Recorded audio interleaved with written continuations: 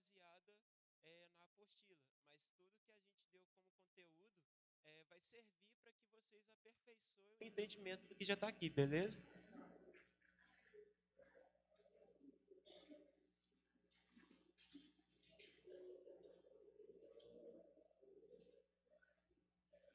Amém? Então, essa matéria é a matéria sobre doutrina de Deus.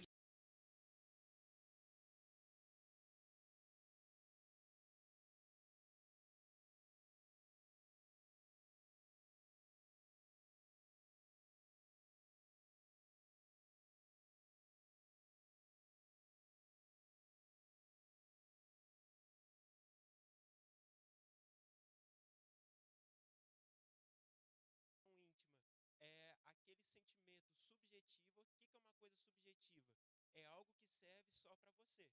É algo que você sente, você percebe no seu interior. O outro meio pelo qual nós conhecemos a Deus é pela palavra da revelação, ou seja, sua palavra, as escrituras. E o outro meio pelo qual nós sabemos que Deus existe é pela natureza. Romanos 1:20 fala que as coisas criadas revelam que há um Criador. Agora pula para a próxima página aí. Nós sabemos que o Senhor é real. Deus existe e que Deus está acima da existência. E Deus ele pode ser conhecido, Deus pode ser compreendido, mas não de maneira plena. Não é possível que uma pessoa sozinha conheça Deus plenamente, de forma, eu sei todas as coisas sobre Deus. Isso não é possível. Não é possível que a gente conheça Deus 100%. Porém, na página seguinte, tem um título aí: podemos conhecer a Deus de forma verdadeira? Deus não pode ser 100% compreendido, mas ele pode ser verdadeiramente compreendido. Ou seja, é a partir dessa compreensão verdadeira que eu posso fazer afirmações de quem Deus é. Ou seja, eu posso afirmar que Deus é santo, porque as Escrituras afirmam que Ele é santo. Eu posso afirmar que Deus é amor, porque as Escrituras afirmam que Deus é amor. Ou seja, são afirmações verdadeiras e concretas que a revelação especial contida nas Escrituras nos afirmam sobre o nosso Deus. E por que nós devemos conhecer a Deus? Aí tem um quadrinho com 3 pontos. O primeiro ponto é para que a gente possa cumprir o seu propósito. O segundo ponto é para que o Senhor seja conhecido. E o terceiro ponto, para a gente conhecer quem é aquele a quem adoramos. Porque o propósito de Deus é que ele tenha uma família na terra. E essa família se dá por meio do relacionamento. Deus envia o seu filho, o seu unigênito. O unigênito de Deus abre a porta para que a gente possa fazer parte dessa família. Fazendo parte dessa família, eu e você temos acesso a ter comunhão e relacionamento com Deus. Porque Deus deseja conhecido. Deus se revela na natureza, Deus se revela na criação e nas escrituras. E por Deus se revelar nas escrituras, nós vemos um anseio do próprio Deus para se relacionar com a sua criação. Ou seja, Deus anseia ser conhecido, Deus anseia fazer com que o seu nome se espalhe por todas as nações. E o terceiro, para sabermos quem é aquele a quem adoramos, porque não é possível eu render uma adoração sincera a Deus sem saber quem Ele é. Quando eu adoro um Deus que é desconhecido, ou eu posso estar adorando a mim mesmo, ou estou idolatrando alguma coisa.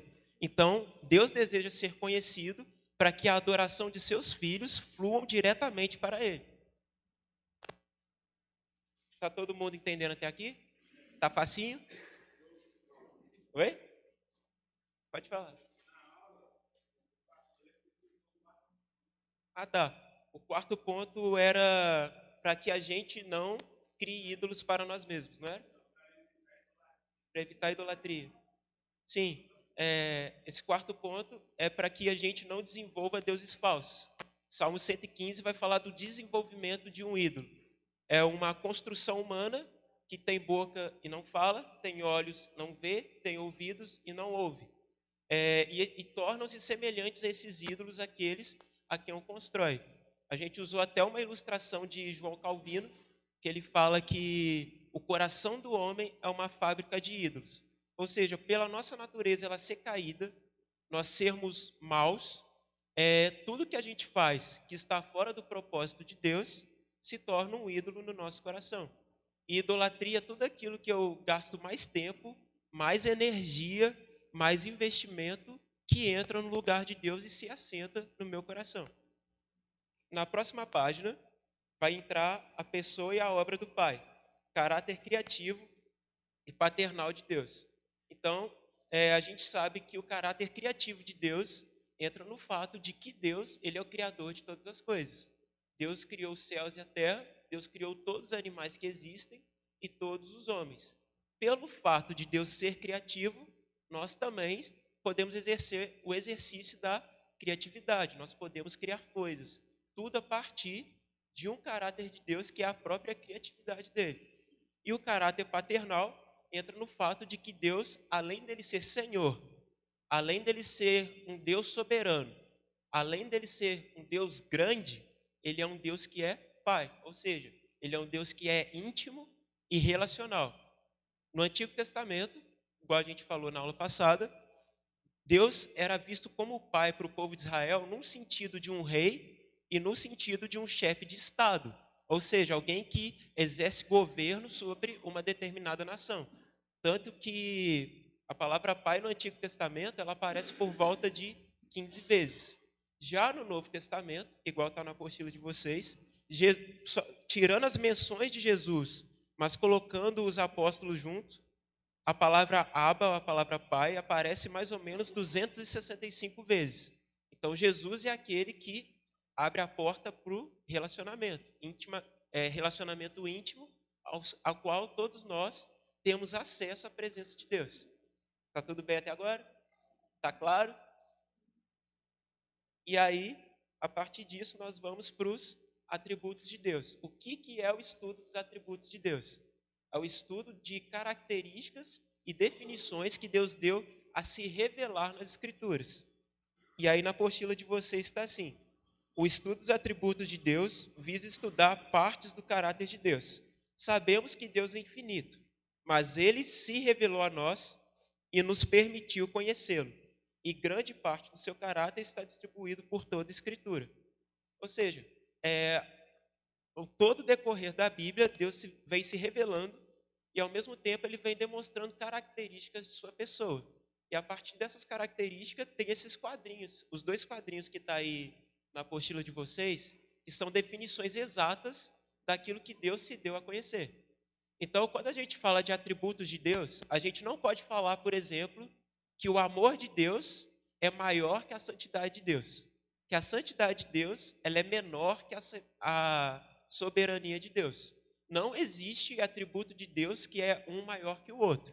Eu não posso fazer comparativo entre os atributos, porque quando eu comparo um atributo com o outro, ou coloco um atributo como maior, o outro como menor, eu estou reduzindo Deus no seu próprio caráter. Todos os atributos de Deus, presta atenção nessa palavra, são complementos, são complementares, todos eles são uma junção de toda a sua pessoa. E na linguagem teológica, na forma como nós desenvolvemos essa matéria aqui, há 2 formas de eu separar os atributos de Deus: em atributos comunicáveis e atributos incomunicáveis. O que são os atributos incomunicáveis? São atributos, características que são exclusivas, ou seja, pertencem somente a Deus. Ou seja, são características que só Deus tem, Ele não compartilhou conosco. E os atributos comunicáveis são características as quais Deus compartilha com os homens. Por exemplo, Deus ele é santo. Então, pelo fato de Deus ser santo, Ele compartilhou isso conosco na sua criação, eu posso me tornar alguém santo. Então, quando nós nascemos de novo em Cristo, todos esses atributos, eles precisam ser potencializados em nós à medida que a gente se relaciona com Deus. Então, vamos fazer um exercício aí. Vamos pegar um atributo incomunicável. Então, todos os atributos de Deus, eles vão ter sua parte teórica e sua parte prática, não é algo isolado. Então, um atributo incomunicável. Deus ele é imutável, imutabilidade. No primeiro quadrinho aí de vocês está no segundo bloquinho. Dizer que Deus é imutável quer dizer que Deus, em sua existência, perfeições, propósitos e promessas, embora ele sinta emoções ao responder diferentes situações. Ou seja, em Deus sempre se pode confiar, pois ele sempre mantém sua palavra, jamais é inconstante ou estável. Ou seja, em Deus não há variação. Deus ele não sofre mudanças. Deus, meu pai até costuma falar que Deus ele não muda, mas ele se move. Ou seja, em seu caráter, Deus ele sempre vai ser o mesmo, mas em cada geração ele vai agir de uma determinada forma. Agora, um atributo comunicável é santidade. Deus é de forma absoluta e exclusiva, extraordinariamente superior a toda a criação, em majestade, sem pecado e pureza. A parte prática disso é que Deus deve ser temido e obedecido, e seu povo deve com sinceridade buscar pureza moral. Se Deus é santo, ele não pode pecar. E se ele não pode pecar, não pode pecar contra nós. Deus, ele é perfeitamente confiável. E o atributo da santidade entra no aspecto de que Deus ele é separado de tudo aquilo que é mal, mas ele é extremamente entregue e devoto a tudo aquilo que é bom, a tudo aquilo que é virtuoso. Dando um pulo aí mais para frente, a gente vai ter um quadro comparativo dos atributos incomunicáveis de Deus. E aí tem uma tabelinha que está escrito Deus e homem. E aí o primeiro é que Deus ele é imutável, nós somos instáveis, ou seja, nós mudamos toda hora. Hoje eu te amo, amanhã eu odeio, sou uma metamorfose ambulante. Deus ele Deus é infinito. Nós somos mortais. Deus é eterno, nós fomos criados. Deus é onisciente, nós somos limitados. Deus é onipotente, nós somos impotentes. Deus ele é onipresente, nós somos singulares. Deus é soberano, nós somos servos. Deus é triuno, ou seja, uma unidade em si mesmo, e nós não devemos ficar só. Deus nos criou para vivermos em comunidade. E no próximo ponto fala de coisas que Deus não pode fazer. Não porque ele não pode fazer, porque ele não tem poder para isso, mas porque ele se limitou em sua soberania a não fazer determinadas coisas e no seu próprio caráter. Ou seja, Deus ele não pode mentir, Deus ele não pode ser tentado pelo mal e Deus não pode negar a si mesmo. Ele se limitou a cumprir essas coisas para que nós tivéssemos uma aliança de fidelidade com ele, baseado em quem ele é. Deus ele é o padrão moral para todos os seres humanos, toda virtude vem dele, toda virtude sai dele. Alguém tem alguma dúvida que queira perguntar que não entendeu dessa matéria? Porque no resumo é só isso. Sério. É sério, gente.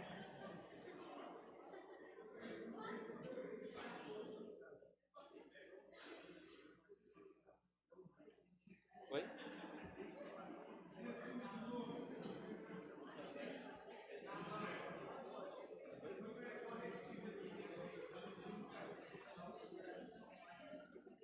Ah, sim. O Johnny fez uma pergunta legal aqui. Ele perguntou se não seria trocar a palavra não pode por, por não mentir. No caso, se ele pudesse, entraria em contradição ele com ele mesmo. Porque entraria no caso do não poder, porque o poder entra no seu caráter. Então, entra no aspecto, ele não pode mentir por não negar a si mesmo. E por não negar a si mesmo, se Deus se negasse por poder se negar, ele não seria Deus, ele seria um tirano. Ele seria contraditório à sua própria pessoa.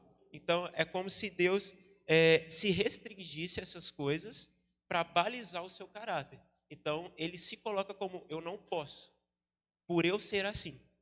Entendeu? Então, não seria uma questão de não fazer.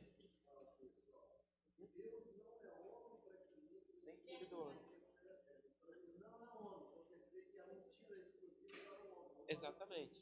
Então Deus ele se limita nesse aspecto, porque se Deus mentisse, ele iria se desfazer em sua pessoa e ninguém daria credibilidade ao seu caráter.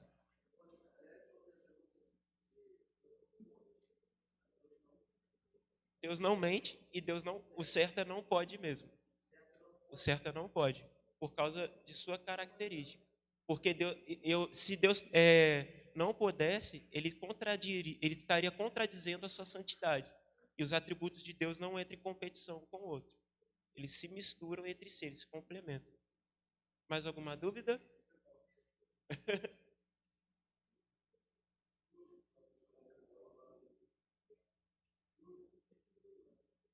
Oi? Oi? Alguém quer perguntar alguma coisa? Tá todo mundo pronto?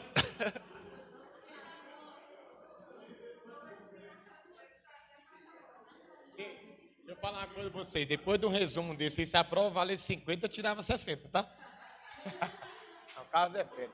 Deixa eu falar com vocês. Ele já sabia que o resumo ia ser mais curto, a gente até tinha combinado antes aqui. O que a gente vai fazer? Para não quebrarmos o intervalo, é porque a gente tem que ter um intervalo, e até tem que encerrar ali. A gente vai dar um intervalo se tiver ficado claro para todo mundo. E daqui 20 minutos a gente retorna da prova. É bom que você vai ter mais tempo para fazer a prova. Beleza? Tudo certo? Ficou bem explicado? Não, é sério. A gente tem ainda algum tempo. Se não tiver ficado bem explicado algum ponto, ele pode aqui pincelar. Tem? Tá tudo certo, gente? Amém? Então,